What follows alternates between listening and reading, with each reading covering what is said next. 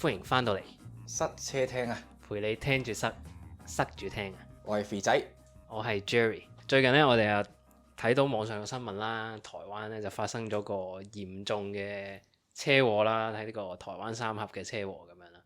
咁啊，主要呢，其實想講下呢，佢嗰個車禍呢，其實就好慘啦。咁大家見到係應該都睇過啲片咁樣啦。其實你唔講俾我聽呢，我係冇聽過嘅。呢單嘢都應該係近期比較大嘅嚴重事故或者意外咁樣啦。咁啊，其實簡單嚟講，如果冇聽過或者冇睇過嘅朋友仔呢，咁我簡單介紹下就係喺台灣嗰度有架私家車咁樣啦，咁就好高速咁鏟過個路口，然之後造成咗啲駕駛者即係坐電單車啊，同埋一啲我唔知有冇行人啦，咁就有3個人係死咗嘅。咁啊，有好多人受傷啦。咁啲人都抄翻啲事發嗰啲片出嚟睇，咁樣就發現到有啲唔尋常嘅地方啊，即係唔係咁簡單嘅交通意外咁樣啦。咁所以咧就想趁呢個機會講講啦。咁啊，事緣係點樣咧？就係因為咧啲人喺個事發之後咧就抄翻嗰個路口嘅嗰啲 CCTV 嘅 footage 出嚟睇咁樣啦，咁我發現咧，其實嗰架私家車咧，肇事個私家車其實喺上一個路口已經係有啲異樣㗎啦。咁我哋啱啱喺度睇啦，咁其實佢係出路口又棘住咗個膊啦，然之後又翻轉頭又懟到後邊架車，跟住咧就再高速衝出去呢個路口咁樣，咁跟住就造成咗嗰單意外啦。咁係就算佢撞到人咧，都係去到好遠都仲未停嘅，我哋見到係，咁啊，所以就非常之不尋常啦。有啲人咧就推論係咪究竟係關呢個 road rage 事嘅？咁我哋就咁睇咧就睇唔到好多嘅資訊啦，但係的確咧佢嗰個喺出路口嘅時候嗰啲行為有啲好古怪咧，俾人個感覺咧就好似係想追撞前邊嘅電單車咁樣。係冇錯，因為頭先我都係頭先睇嗰啲片啊，我見其實咧佢係完全冇意識諗住剎車嘅喎，即係佢撞嗰啲電單車嘅時候，冇錯。我諗就咁睇啦，同埋好似話有啲行人都有講啊，喺現場度睇到咧嗰個咁樣嘅紅綠燈位咧係大架車係行緊好似成100咁樣嘅。我望條片係好快嘅，真係好快，完全冇諗住剎車㗎，即係個行為係有少少怪嘅。咁啊，當然我哋而家呢一刻唔會知道，即係嗱判又未判啦，咁啊都冇太多嘅資訊啦。但係比較多人討論嘅就係關呢個路怒症嘅問題。咁啊，我哋叫借機講下呢樣嘢咁樣啦。其實除咗呢單意外之外咧，其實我喺網上面都睇唔少咧，係台灣或者可能呢排睇得多比較台灣多嘅呢啲咁樣嘅片啊。即係通常因為如果有去過台灣嘅朋友仔會知咧，應該嗰邊咧係叫數一數二多電單車㗎嘛。係機車嘅。係啊，我唔知大家有冇睇過嗰張圖啊？有張圖咧係喺個天橋嗰度落嚟咧，全部都係個電單車，好似嗰啲河咁樣啦，好似條河啲水咁樣衝落嚟嘅嗰個位，我都唔係好記得嗰個位叫咩名，但係就好出名，就有好多電單車嘅張圖咁樣啦。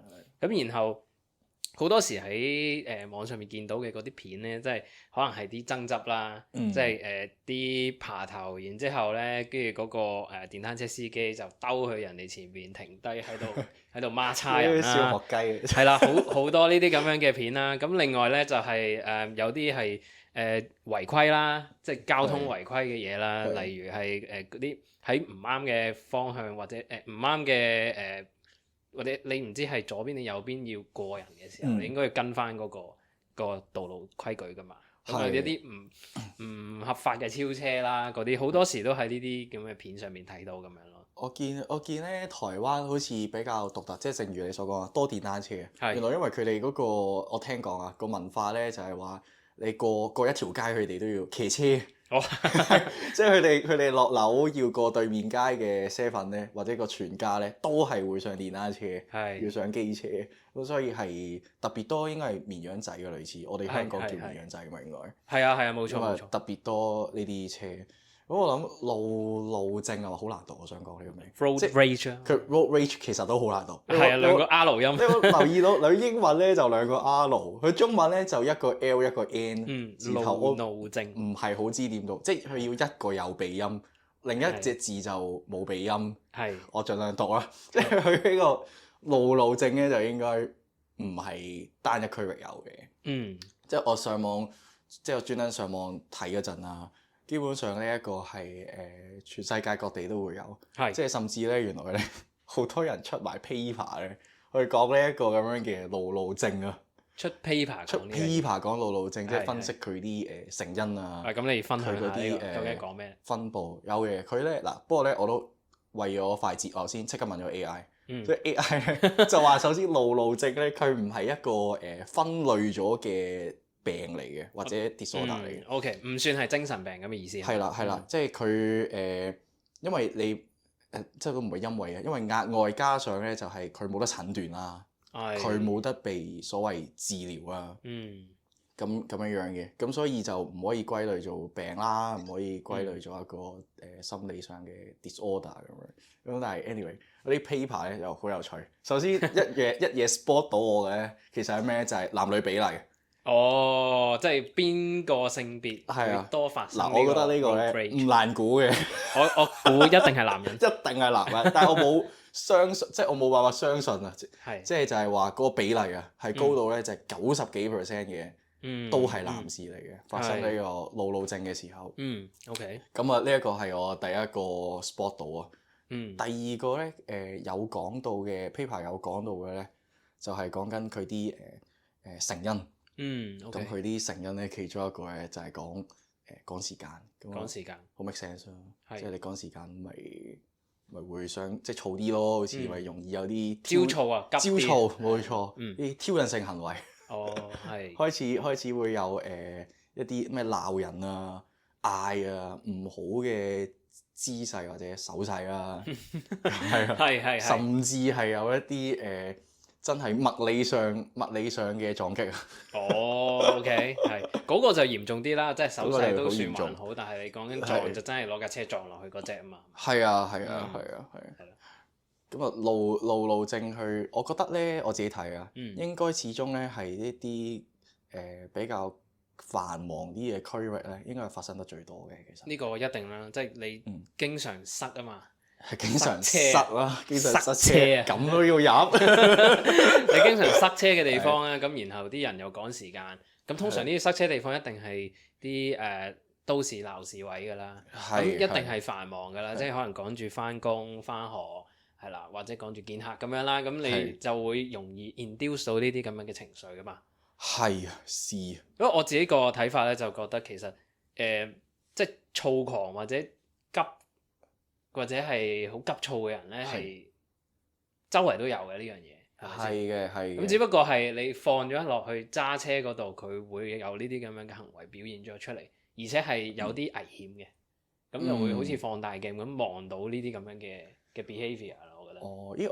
我有另一個角度啊，反而因為嗱我即係我都會揸下車咁樣啦，叫做久唔久會啦，即係喺香港或者係。落去旅行嘅時候，我覺得咧點解揸車嘅時候咧會好容易有一啲好似好憤怒嘅行為啊？我自己覺得咧係因為大家睇到嘅咧就好似係一個匿名狀態咁樣樣，因為大家喺路面上面咧，你睇緊嘅係一架車，咁人哋望你嘅時候都係望你一架車，但係咧你未必下下咧裝埋入去睇入邊個司機係咪，除非你已經炒到好大鑊啊！或者係即係慢晒車啊、塞晒車咁樣。如果唔係咧，其實係有一個我自己咁樣講啊，匿名嘅狀態啊。其實就等於上網鬧人咁樣，即係你大家坐咗喺架車咧，好似隔離嗰個睇你唔到咁樣。咁當然要睇到啦，同埋你又好似睇唔到隔離架車入邊嗰個人咁樣樣。咁變咗咧，大家係少咗一種在意啊。即係自己啲咁嘅行為係會唔會俾人批判啊，或者俾人挑啊？我明白你嗰個諗法，真係好似佢喺你揸車嘅時候，其他車或者其他駕駛者對於你嚟講唔係一個人啊。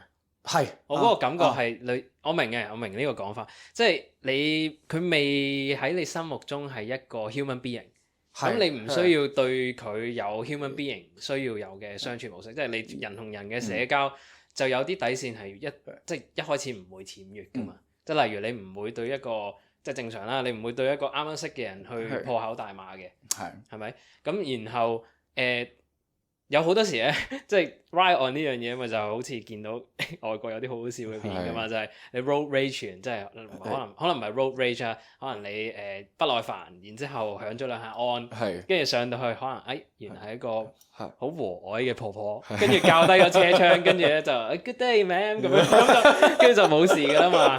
即係喺呢個位咧就會見得到其實，咦係咪喺你當翻嗰個駕駛者係一個真正嘅人嘅時候，其實你就會擺翻低嗰啲咁樣嘅憤怒嘅情緒，而嗰個憤怒嘅情緒一開始 induce 出嚟咧，就係因為你冇當嗰班係人咯，即係你屌死咪好容易嘅啫，屌就係話説，喂屌咁撚廢咁樣，好簡單嘅啫嘛。但係如果佢係一個人咁樣咧，你冇咁容易第一下屌出口嘅。其實係嘅，因為咧人係好容易欺騙啊，即係嗰個人嘅眼咧未望到對方係一個人嘅時候咧，其實佢自己意識上都唔覺得對方係一個人，自然咧就冇晒啲平時咁多年嚟社交化作用之下產生嘅效果係會冇晒嘅。反祖係咪反祖呢個？咁啊反而好似學你頭先嗰個咩婆婆較低車窗嗰個位置咧，嗱我自己覺得咧係。大家真係要 face to face 啊！即係咧，你扮咧，你都係會扮翻個有禮貌，大家都好有禮貌嘅一個態度出嚟咯。即係唔單止係當佢人啊，係因為大家都 show face 啊，即係大家都趌咗個頭出嚟啊！你一定要扮翻先㗎。同我喺街度，如果見到一個陌生人，咁雙方都一定係 nice， 即係好 nice 咁樣。正常咯，正常啲咁樣，係啊。因為係咯，我自己睇係咁樣樣。估唔到呢個 road rage 有啲 social construct 嘅嘢可以睇得出嚟，即係源自於一啲社會嘅約束啦。即係對於我哋嚟講，即係喺個車入邊就唔受呢啲約束。但係我又奇怪，如果係咁嘅話，咁對於嗰啲例如揸緊電單車，你可以見到佢㗎嘛？電單車其實唔一定見到㗎。即係但係你意思係，即係都當，就算我見到佢個人喺度啦，我都唔當佢係一個人咁嘅存在咧。電單車因為我覺得見唔見到個樣好重要咯。見唔見到個樣好重要。係啊，而電單車係有唔少都係戴晒頭盔，唔係咁一定要戴頭盔啦。唔係同埋佢個罩啊，佢嗰個面罩咧係會遮埋落去嘅，好多都。所以可能真係會睇唔到個樣。我覺得要睇到個樣咯。睇到個樣就會令到你心平氣和啲係嘛？唔係。或者扮心平氣和啲，扮心平氣和啲，唔係起碼你肯去扮啊嘛，係嘛？係啦，但係大家樣都睇唔到咧，唔會扮㗎，即係響安啊、爬頭啊、壓你過去啊嗰啲咧出晒嚟㗎即刻。其實係咯，即係好似你打機咁，當啲其他嘅駕駛者係 NPC 啊，然之後你就即係當然冇咁 destructive 啦，可能係打機嘅時候直接懟埋佢嗰啲啦。但係你可能會當咗佢係 NPC，然之後你就説一聲過去，唔使理人感受啊嘛。係啦，因為唔使睇到樣，所以唔使理人感受。就算佢可能係覺得你做咗啲行為令到佢 hurt 咗嘅，你都唔會知嘅，因為反應唔到噶嘛。係，我覺得會唔會再有一樣嘢，即係咁樣講衰啲啦，就係冇仇報啊！即係知道對方冇仇報，你爬佢頭咧，其實可能你爬完佢頭，一聲走埋添啦，佢冇得報仇啊！係，我唔知關唔關事，咁樣扭好似有啲衰。有可能，唔緊要，繼續。OK，應該咁講啦，就係我覺得大部分都冇仇報，唔係全部都冇仇報嘅。我唔知你有冇睇過一條好經典嘅片咧？就係香港嘅，我記得係。然之後有架跑車咧，塞喺個巴士前面，係咁 brake check 佢。我冇睇過。brake check 個成，我唔記得咗係行邊條路，但係我唔知係唔係青馬大橋定乜鬼啦。brake check 佢 brake 到咧。架巴士同架佢係好 sharp cut 嘅嗰條片，即係上一秒咧就係啲乘客影住個巴士裏邊望出去嗰個景觀啦，即係見到架跑車喺前邊係咁喺度揼，係咁喺度揼咁樣。總之咧佢就係好明顯地要阻住架巴士行嘅，一定係咁樣。咁然之後下邊 sharp cut 咧就去到嗰架車條友俾人打開咗個門，裏邊咧坐住個好後生嘅僆仔，隔離有條女咁樣，成班嗰啲阿叔咧喺架巴士度落晒去，係咁屌佢。我覺得係翻啱啱嗰個 topic 就係話我覺得大部分都係可以 get away 嘅，即係你做啲咁喺道路上面做啲不當行為咧，大部分你都係可以走得甩嘅。即係例如你咁樣抽頭或者係 break check 人哋嘅話，其實好多時都冇仇報，真係。係。但係除咗少數啦，好似啱啱講。喂，佢做咩落車啊？咁佢做到咁衰啦，已經。不如我唔知點解佢係停咗，我唔記得咗係咪俾人閘停咗定乜鬼？可能有其他人睇唔過眼，跟住閘停咗架車咁樣啦，嗰啲咧。咁 anyway 就係佢好容易係冇仇報嘅呢啲咁嘅行為咧。咁所以咧。嗰個情況就好似啱啱你講啊，匿名喺網上面講嘢咁啊。哦，係冇責任，冇責任，冇仇報。不過責任就睇下嗰個地方監管有幾嚴格啦。咁同埋你冇嗨花嗨撞，有時都好難有啲咩嘅。其實係嘅，如果 at least 喺呢度香港嚟講嘅話，其實冇出啲咩，即係冇撞到，其實基本上都係好小事嘅啫。係，唯一會承受到嘅懲罰就係網絡審判，或者報警，交翻你嘅車 cam 片出嚟擺上。網絡報案係網絡報案咩關注組嗰啲咯，大家一齊睇，只能夠咁樣。所以其實係冇乜後果啊嘛。除非有重大嘅交通意外啦，但係冇咩後果。但係個問題就係呢啲咁嘅行為係有機會導致到啲重大嘅交通意外啊嘛。是㗎，因為我覺得咧，即係另外岔開少少，我見咧，我唔知外地係咪咁樣啦。我覺得香港咧都幾恰電單車嘅。幾恰電單車？係有啲敵意嘅。咁我覺得係情有可原，因為我發覺呢幾年咧多咗外賣平台之後咧，其實條路啊，真係多咗好多綿羊仔。係，的確係嘅。而好老實講，我自己睇到有時啲綿羊仔啊，即係作為就算路人啊去睇啊，都會睇到都幾狼嘅，有啲綿羊仔真係。係左穿右插啦，跟住即係都要登位咧，佢點都要爬到去最前嗰個位，即係嗰啲，即係就係唔肯排隊，永遠都唔肯排隊。跟住同埋因為咧其實自己電單車嗰個係最危險噶嘛。其實係皮包鐵啊嘛，成日都講噶啦。同埋就係如果譬如揸4個轆嘅時候咧，其實係會比較容易睇唔到電單車嘅。老實講，有盲點啊嘛。盲點啦，佢可能個盲點區域包晒佢成個電單車啊。哦，即係連個頭或者連個尾都冇可能見得到嘅，根本就。其實就應該係認真望咧，係會望得到嘅。即係你望晒倒後鏡，望晒盲點咧，其實你應該係包得晒成個角度，應該要睇到佢嘅。同埋望出車外啊！沿途望出車外，係咪即係好似教考牌咁樣？即係你都要望鏡，跟住再吉頭㗎嘛。咁當然好多人應該未必會跟得咁足啦，真係揸嘅時候。所以好多揸4個轆咧冇睇到咧，真係好容易揩到嘅。係啊，同埋電單車咧，即係可能係因為體積問題咧，好中意穿插喺條路嗰度咁樣啦。有好多時咧，即係唔止香港，外國咧，其實見得最多就係啲高速公路大塞車嘅時候咧，佢好中意會攝兩條 link 中間直接過㗎嘛。但係有好多時咧，見過唔少嘅嗰啲意外咧，就係喺你穿插緊嘅時候，有啲車真係唔留意咧，想 cut 線，咁懟咗個頭出嚟咧，咁然後你架電單車就炒埋落去。咁跟住就通常啦，好多睇到片嘅都冇事嘅，但係即係人冇事啦，車就肯定有事。但係就係佢哋個天生優勢會有啲咁嘅危險行為咯。係啊，因為其實2個轆咧係 suppose 係當4個轆行嘅，其實係跟行車線嘅。其實係啊，你應該要幻想自己係一架私家車咁樣，你就唔應該同架車平排咁出咁樣。係啊，所以係有啲危險嘅。係啊。咁但係講翻我覺得係唔係好友好嘅。我覺得如果喺香港揸電單車，例如咧你有啲咩行為見得出係嗱？我有個少少嘅真實經歷。咁因為之前咧係我仲係學牌嘅時候啦，咁攞架車出去練習㗎嘛。咁去到你幻想咧就係2條行車線啦。咁我係右邊嗰條行車線一路向前行。咁去到大約幾百米之後咧，其實我係要轉左嘅。係啦，要轉左路口。咁你幻想到其實如果我要咁做咧，我又係要先 cut 一條線，再轉左㗎嘛。因為我喺右邊嘅行車線。你要去左邊嗰個行車線去轉左。係啦。咁呢個時候咧。咁咧就係我嘅7點鐘方向啊，咁見到有架的士，咁佢喺我都後成1-2個車位，咁我咪打咗燈，咁我諗住 cut 咗線先啦，咁我預早 cut 定我條線先，咁就係呢個時候啦。嗯。我一打燈啊，諗住 cut 啦，佢即刻衝上嚟，即刻加速。哦，係啊。即刻一嘢去咗我嘅平排位啊！即係喺正我嘅正左方。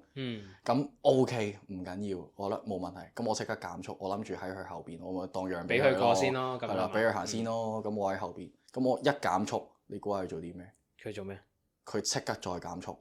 即係佢專登玩鳩你。佢專登玩嘢，佢又再減速，然之後咧，佢又喺我嘅正左方啊！即係唔俾我係啦，同我平排，即係唔俾我 cut 入條線啊！跟住咁好啦，咁我就可以做咩 ？OK，咁你又慢，咁我快翻啦！我可唔可以喺前面啊？咁我加速諗住攝㗎啦，都唔係攝啊，真係 cut 線嘅，打晒燈㗎嘛。佢又再加速，即係呢啲係即係我都唔知啊！我有時咧寧願相信呢啲係誤會咯，你明唔明我講咩？即係有時可能大家行路咁樣咧，即係你又想過左邊，我又想過右邊咁樣，就會撞埋一齊㗎嘛。有時我有時想信呢啲係誤會嘅，但係我諗嗰個位咧，真係真係玩你咯。係啊，真係玩嘢咯。講真，條線嗰陣時就擺到明係得我同架的士啊，嗰兩條線好長、好直、好闊嘅，本身係。佢都要咁樣。佢就係要咁樣樣，前後冇車嘅，真係得我同佢嘅咋呢兩條線。佢都要咁樣樣玩。係。咁所以咁但係，唉，我有時就係會遇到呢啲，就係覺得好似其實係唔友好噶對電單車。明恰你㗎啦。明恰㗎啦。咁你可以話學牌咁啊恰啦，但係其實唔係，我覺得學牌更加唔應該恰。係，其實好危險啊！佢咁樣做。係啊，同埋成個駕駛嘅環境啊，即係 for 所有人都好啦，係好唔友好嘅。其實唔止對於你㗎嘛。係啊。即係你諗下佢，其實佢對得你咁做，其實佢會對其他人都會咁做。係咁樣。係啊。咁其實佢會 carry 呢啲咁 toxic 嘅嘢出去㗎嘛。係啊。然之後就大家都繼續咁樣傳承呢啲咁嘅壞基因落去。鬥壞咯，唔係變咗做鬥壞咯，真係。變咗鬥壞嘅話，你就成個駕駛嘅享受唔到啊！冇可能享受到。你想順利啊，揸一趟車都有啲難啊。係啊，你基本上等於你一出車就預備同人哋練咯，其實係同人哋鬥咯。咁啊真係唔係咁友好啦成件事。咁同埋係你講下冇因為咧我就覺得咧，即係其實唔止係對電單車唔友好，我覺得佢哋其實對其他人都唔友好噶啦。我自己覺得係咁樣啦。因為除咗啱啱講嗰啲即係針對電單車嘅行為之外，其實普通私家車對私家車都好啦，其實都會有呢啲咁嘅情況出現噶嘛。即係成日都講噶啦，抽頭啊、Big Check 啊，或者係打尖啊嗰啲咧，全部成日都有噶，我覺得。經常性。所以其實我覺得係 overall 成個駕駛嘅文化咧，都係有待改善嘅，的確。係差啦，不如直接講。係咪差啊？係差。我覺得未到最差，但係偏差嘅。我覺得係偏差嘅。我覺得都幾差㗎，即係如果冇比較就冇傷害。係。即係我睇咧係，如果譬如旅行時嘅駕駛嘅體驗咧，係好多嘅。我甚至成日咧我之前咧咪建議你話，如果揸車練車咧，你唔好喺香港練，即係你喺外國自駕遊可能。叫做你揾個停車場又好啊，咩都好，跟住揸下先，揾啲好輕鬆嘅地方嚟揸。即係香港揸咧，反而咧你一係咧就阻住人，如果唔係咧就俾人鬧。其實係非常之差。因為如果喺即係我唔算好多駕駛經驗嘅，老實講。咁但係譬如喺如果歐洲啊、澳洲甚至非洲都好啦，其實揸車都係我覺得都幾舒服嘅。如果你攞住呢個香港人駕駛經驗，你去到外國揸，你會覺得駕駛原來有樂趣。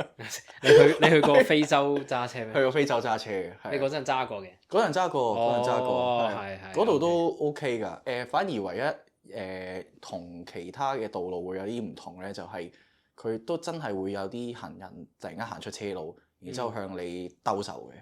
係，即係嗰啲 sell 嘢嗰啲賣手繩啊，賣手繩嗰啲真係行出車路嗰啲，係啦，真係行出車路敲你車窗咁樣係會嘅。但係如果以行車嚟講咧，其實都舒暢嘅，舒服嘅，舒服嘅。即係針對駕駛者同駕駛者之間個關係，或者駕駛者同行人之間個關係都係 OK。係嘅。我覺得香港有個好大嘅問題咧，就係駕駛者唔當行人係人咯。係啊！我唔知你覺唔覺啊？就係例如有啲其實 in general 應該都係行人優先噶嘛。呢個就係度度都唔同咯。我自己覺得係應該係咁樣，即係人係最脆弱㗎啦，喺個路上邊。哦，係。咁你車撞到都係凹咗啫，最多係咪？即係撞到人，但係人係講緊會即係死咗㗎喎。係啊。咁所以我覺得咧有好多嘅道路規則咧，其實都應該係擺咗行人優先嘅，即係例如就算個行人做得幾錯都好啦，即係佢衝紅燈咁樣，咁其實你應該唔係話佢衝緊紅燈你就可以鏟過去撞佢㗎嘛。係咪先？我反而咁睇喎。其實如果我哋設定係車優先嘅話咧，唔等於係犧牲咗行人安全嘅。OK。咁如果個行人係咁樣諗，即係行人係遵守翻個交通規則，係俾車行先嘅話，咁都冇問題㗎。我意思咧就係咧，即係如果你個道路 system 係行人優先嘅話咧，你啲駕駛者自動就會讓咗行人先。即係我唔好 assume 啲行人即係個個都會犯規先啦。即係以正常情況嚟講，例如去到嗰啲望左望右嗰啲路口咧，如果有人過緊嘅話，你應該俾佢過先。我知你講邊隻路口啦。係嘛？嗱唔好講啊！其實香港咧黃波燈我都見人直接過㗎。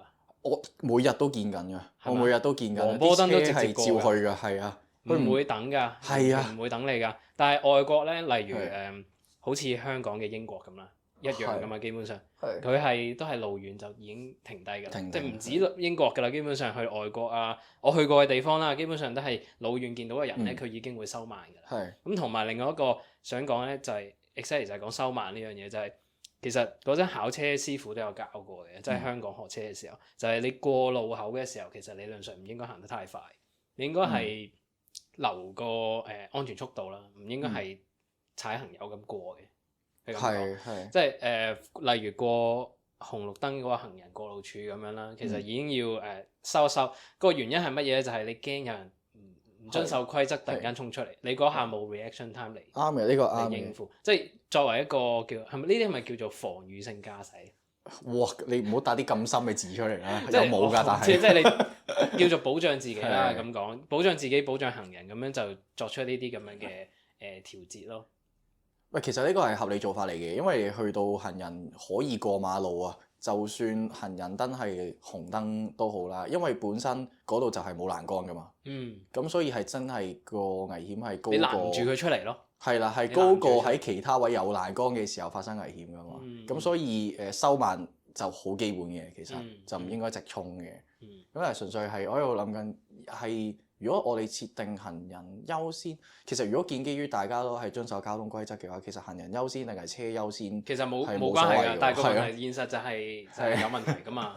現實有問題嘅話，咁如果你即係植入到呢個行人優先，我自己覺得植入到呢個行人優先嘅諗法落去所有人度嘅話，咁係嘅，你可能會導致到一班人咧當自己係大王咁樣亂咁行嘅，即係行人啦亂咁行，但係 at least 唔會有人因為咁樣而撞死咯。因為我反而睇咧，譬如頭先你講嗰個望左望右嗰個路口啊，即係地下寫住望左嗰個路口咧，其實我覺得嗰個咧設為行車優先係有着數嘅。因為大家都 assume 架車行先嘅話咧，其實你做行人嘅時候你自動識縮，但係如果你 set 做行人優先嘅話咧，啲車唔縮嘅話係行人食喎。所以我覺得嗰個反而係 set 做行車先係 OK 嘅，其實。不過應該係要大家都熟個道路使用規則啦，係咪？即係不論係駕駛者同埋行人都係。車跟住喺斑馬線完全唔理嗰啲咧，有次咧佢我遇到過咧，我都唔知點樣形容佢。佢就唔係話一架小巴嚟嘅，但佢唔係好似平時嗰啲犯規嗰啲車咁直衝呢個斑馬線俾人行。佢係做咩咧？佢就係喺個斑馬線前面啊，就嚟到嘅時候啊，咁因為佢見到個斑馬線淨係得我一個人嘅啫。然之後咧，佢同我舉一舉手，然之後佢就直衝。即係我都唔知點形容好啊！即係我真係，唉，即係咩料呢個？咁唔通咁我係咪要話佢有禮貌好咧？即係我唔係好知道點樣 handle 呢個情況，但係其實佢係犯緊規嘅喎。係啊，但係佢好似咧入咗個手，舉一舉手就好似做咗個禮貌咁，然之後佢就直去咗咯。係。咁我就等佢咯。咁我梗係等佢嘅，咁但係係你冇理由攞條命嚟搏㗎嘛？係啦，係咪先？我嗰下真係唔係好知點樣形容呢個狀況。係有時係老奉咯，變咗就即係係你啊舉一舉手就等於人哋奉旨要讓你。係啊，咁當然佢又知我梗係唔會衝出嚟啦，係係啊，啊，即係其實擺明俾人恰㗎啦，老實講。好禮貌咁恰你啊嘛。係啦，嗱我而家恰你啦，我而家係犯規啦，咁樣我舉一舉手先咁。不過都係嘅，因為其實行人唔遵守交通規則呢樣嘢都係經常發生。其實有好多單咧都係即係嗰啲交通意外都係因為個行人自己去犯規嘅啫嘛，好多時咧。咁早幾日先見到一條係香港嘅片，真係好鬼離譜。個阿媽拖住個小朋友，直接衝過去個紅燈嗰度，望都唔望嗰個離車嗰個路口，完全唔望噶，拖住個小朋友直接過。大家架貨車嚟緊嘅，好彩個貨車司機得停嘅，咁先冇事啦。咁如果真係有啲大啲嘅車嘅話，即係有時未必得停噶嘛，嗰啲位係咪先？即係駕駛者又好，行人又好，其實我覺得係咪應該行人都應該所有人要去上一上駕駛班？即係你有嗰個 mindset 咧，道路使用班冇錯，你有嗰個 mindset 去點樣用條路咧，係好緊要嘅都，即係對大家都好嘅係嘛？冇錯冇錯，行路其實都要考牌，唔知得啱知。屌係喎，呢個咧我哋考車咧就嚟你 cut 線咁樣，你要望隔離嗰條線有冇人，你 cut 咗你要望一望鏡左邊，再望自己盲點有冇人你先過去。冇錯，其實我覺得行路都應該係。冇錯，我都覺得係啊。有時行緊好逼㗎啦條路，或者逼唔逼都好，咁你 cut 過去，cut 過即係冇線嘅條，移開過去，移去左邊嘅時候，係啦，你喐去左邊或者右邊嘅時候，你都應該望一望後邊有冇人嚟啊，或者你喺條街突然間急停。都係啦，係咪先？你唔應該無啦啦急停咧，可能慢慢收停嗰啲咁嘅情況，成日都會發生。突然間就停咗喺度。冇錯，咁我如果睇唔切咧，我真係撞落，真係咀埋佢嘅。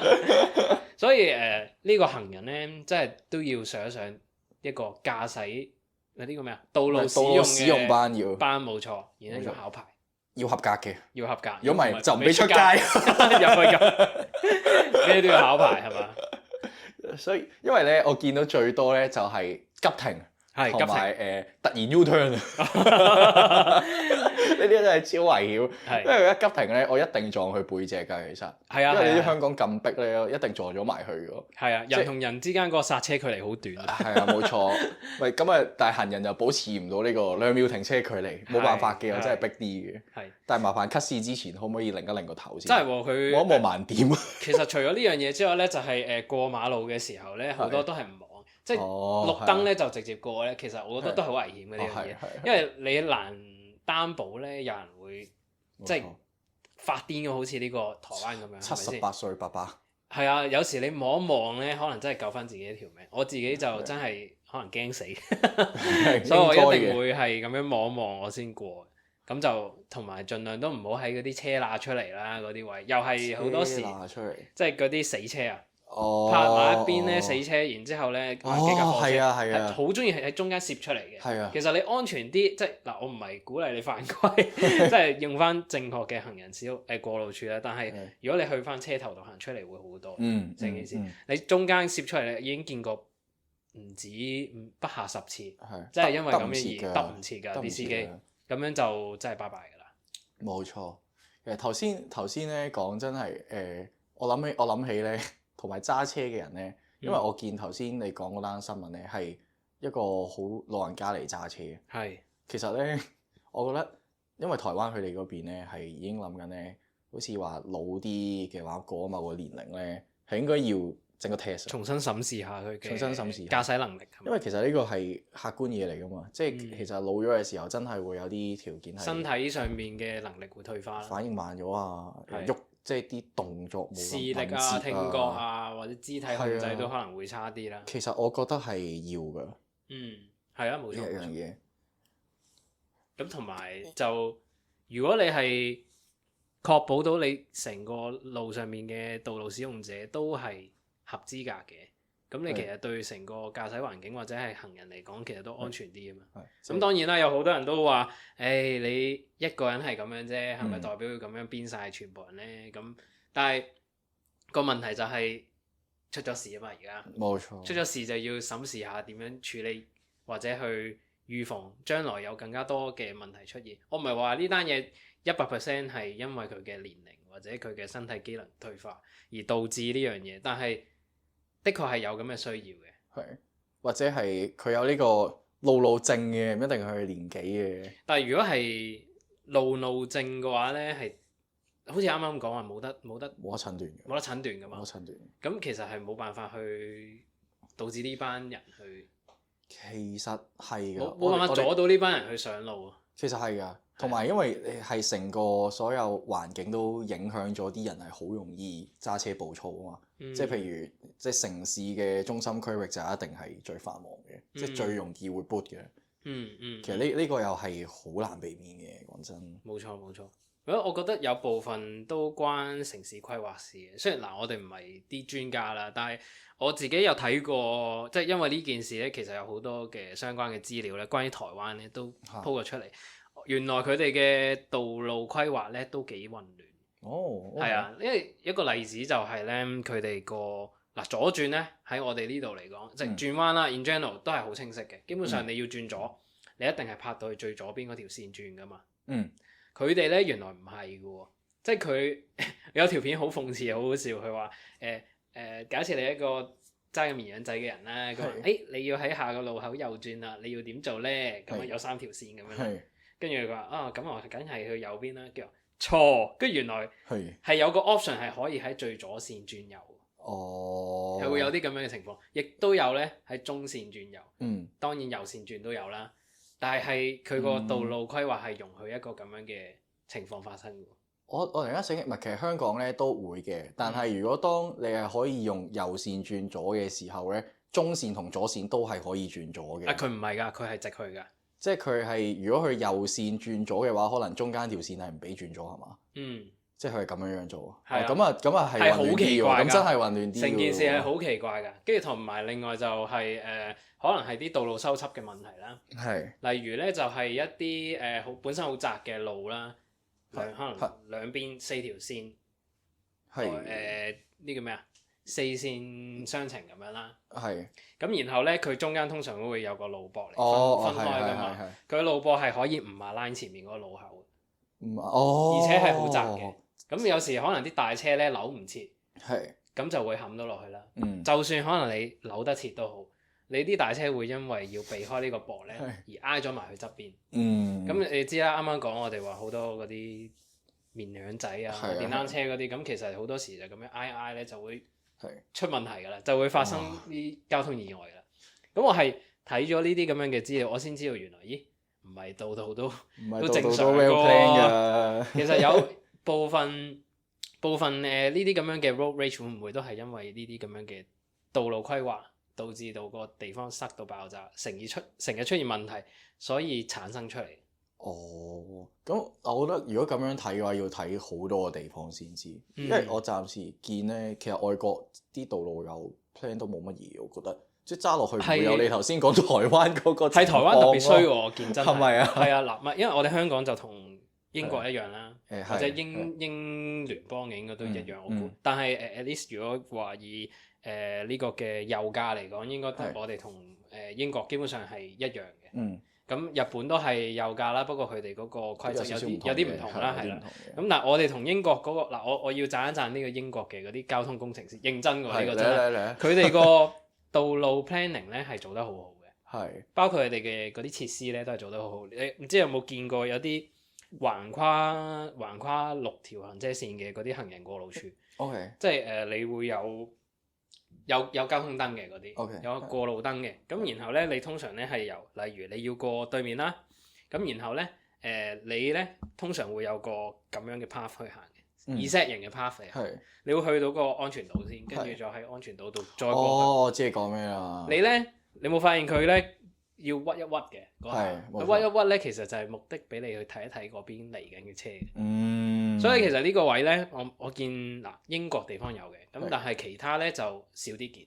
咁台灣應該就冇啦，我諗就係啦。呢個歡迎大家指正。但係香港我覺得或者英國啦，呢一樣嘢係幾好嘅，即係佢逼你去望一望嚟緊嘅 traffic。你轉彎， OK 你去到安全島嘅時候，你自然轉彎要行一行過去先過到個路口噶嘛。咁你就會留意到過緊嚟嘅車咯。哦，其實你解答咗我一個細個已經喺度諗嘅問題。點解要咁樣屈一屈？點解要咁長啊？嗰個中間嗰個位。其實直接過咪得咯，一定慳水慳力。係啊。係啊。呢個係我聽翻嚟嘅其中一個原因。我嗰陣時就喺度諗咧，喺度香港太多人啦，太短唔夠擺，所以佢拉長晒成個中間個位俾人喺度等。喂，都 make sense 啊！你咁之後亂諗嘅你。唔係係喎，會企到滿晒。係會企到滿晒，逼咗出嚟唔知點算噶嘛。係啊，同埋嗰個喺地下度望左望右嗰個標誌係的確有用嘅，我覺得。有時咧，你喺啲細街或者細巷嗰度咧，你未必即係可能唔熟揸車嘅人咧，未必知道嗰條行車線係咩方向。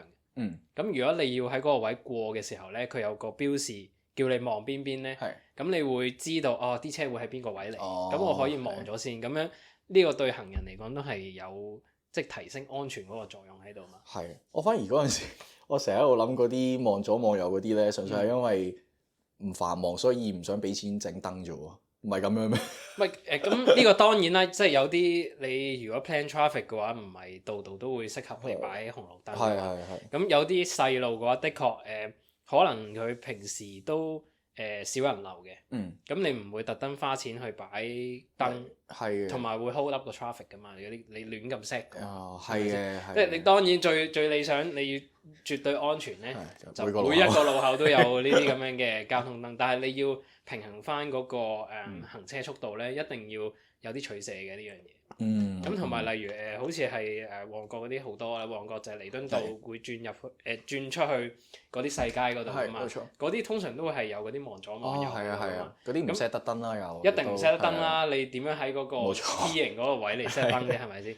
咁嗰啲位咧，對於行人嚟講嘅話，其實就幫你去望一望嗰個 incoming traffic， 等你提早有個知覺，嗰度會有車過嚟，咁我要望嗰邊。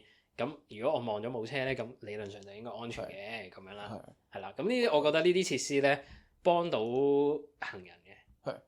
我唯一咧，你咁樣講起旺角嗰個，如果彌敦道轉入去啲細街有望左望右嗰啲位，我發覺我突然間醒起嗰啲路口咧，應該係唯一一個地方係行人勝過架車嘅。因為太多人啦，太多人啦，啲車會過唔到。係啊，冇錯，嗰個係唯一行人會戰勝汽車嘅地方喎。係。不過有時咧，如果係多車連續幾架入咧，其實都要俾車入嘅，咁啊塞住條大路都唔塞翻出條大路。咁我覺得呢啲位真係禮讓啦，人讓車，車讓人呢樣嘢。係。咁啊，大家有個共識啊，即係唔好乜嘢都老奉咧。我覺得其實就解決咗好多事嘅。